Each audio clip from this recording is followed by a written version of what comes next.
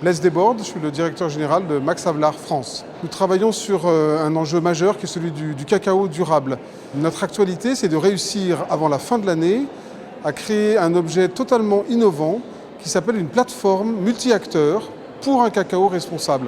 Chaque Français qui se rend aujourd'hui au supermarché, qui offre une boîte de chocolat pour Noël ou pour Pâques, à 95% va acheter un chocolat qui n'a aucune garantie sociale environnementale. C'est-à-dire que très probablement, ce cacao est produit en partie par des enfants et génère de la déforestation. La piste que nous creusons, c'est de définir ce qu'on appelle un prix minimum vital, qui serait un peu l'équivalent du SMIC, en disant en dessous de ça, ça ne doit pas exister, les gens ne peuvent pas vivre. Mais pour les paysans, on n'a rien inventé. Ce prix minimum, il doit exister au niveau mondial dans la filière cacao et être respecté par l'ensemble des acteurs.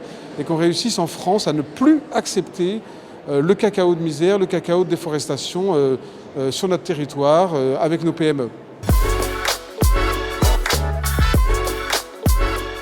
13% des bananes françaises sont labellisées équitables. Pour autant, ça ne veut pas dire que la fameuse et la tristement célèbre banane dollar a disparu.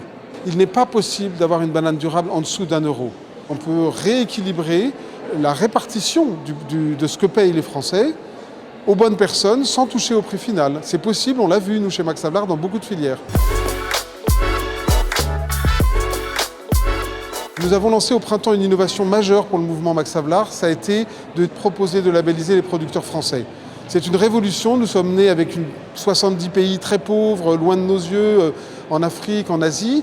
Aujourd'hui, on a vu les mêmes symptômes, c'est-à-dire des poches de pauvreté, des poches de désespoir, des territoires qui se vident de leurs agriculteurs, on l'a vu aussi en France. Donc pourquoi ne pas utiliser des outils comme le commerce équitable qui ont fait leurs preuves pour essayer de soutenir des territoires dans le sud-ouest, dans les zones montagneuses, là où les agriculteurs sont devenus pauvres en France. Donc on le fait pour le lait, on le fait pour le blé et peut-être d'autres filières demain et on retrouvera le label Max Havelaar.